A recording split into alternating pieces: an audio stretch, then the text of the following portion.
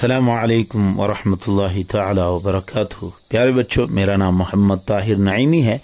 आज हम सबक नंबर 5 पढ़ेंगे किताबुल अकाइद से। तो इस सबक नंबर 5 में क्या है? अल्लाह ताला की सिफ़ात। अल्लाह ताला तमाम सिफ़ात कमालिया से मुत्तसिफ़ है और तमाम सिफ़ात नक़्स से पाक है, जिस पर अक़्ल व नक़्ल दोनों शाहिद हैं।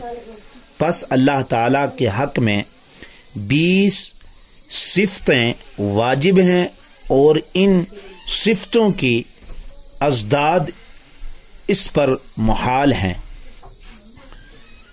सिफ़ात वाजिबा क्या हैं? वजूद, क़िदम, बक़ा, मुखालिफ़तुल हवादिस, क़याम बिज़ात, वहदानियत, कुदरत, इरादा, इल्म, हयात, समीअ, बसीर, कलाम, कादिर होना, साहिब इरादा होना, आलम होना, जिंदा होना, समीअ होना, बसीर होना, मुतकल्लिम होना। सिफ़ात मुस्तहीला क्या हैं? अब गिनते हैं। अदम, हुदूस, फना, मुमासिलतल हवादिस, इह्तियाज, तअद्दुद, उज्ज़, कराहत, जहल, मौत, बहरापन, अंधापन, घूंघापन, आजिज होना, मजबूर होना, जाहिल होना, मुर्दा होना, बहरा होना, अंधा होना, घूंगा होना। ये कहना दुरुस्त नहीं है कि अल्लाह ताला कादिर है, साहिब इरादा है और आलम है, लेकिन इसके लिए कोई कुदरत, इरादा और इल्म नहीं है।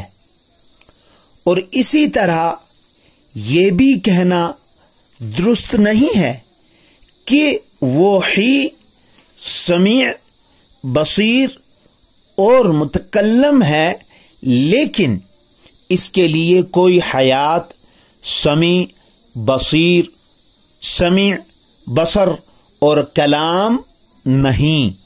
जिस तरह ये कहना सही नहीं कि ये चीज सफेद है, लेकिन उसके लिए सफेदी साबित नहीं है।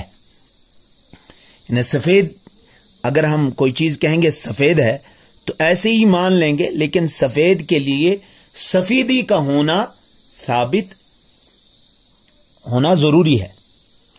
तो हमें ये एतकाद रखना जरूरी है कि अल्लाह ताला अपनी कुदरत कदीमा के साथ कादिर है।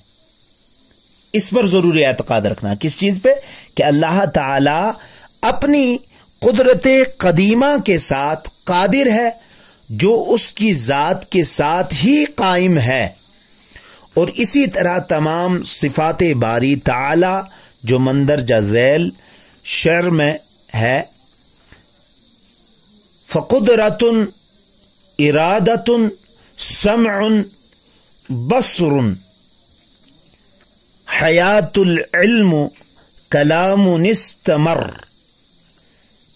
ये अरबी अशार है। तो प्यारे बच्चों, अब हम मानी लिखेंगे और याद करेंगे, इसके अल्फाज और मानी पढ़ेंगे। क़िदम, ये अल्लाह ताला की एक सिफात है, यानी खुदा ताला की एक सिफात है क़िदम। मुखालिफतल हवादिस, ना गजीर हादिसा, एक माना ये है। दूसरे माने आप ये लिख सकते हैं कि गैर इरादी फ़िअल।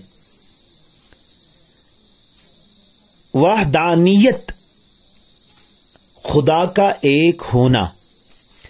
इरादा, ख्वाहिश। हयात, जिंदा। मुअतजिला, एक गिरोह। तो मंदरजा झैल सिफात में से हर एक को इसकी जिद से मिलाइए। वजूद, इसकी जिद क्या है? عدم. بقا اس کی ضد کیا ہے؟ فنا. قیام بذات اس کی ضد کیا ہے؟ احتیاج.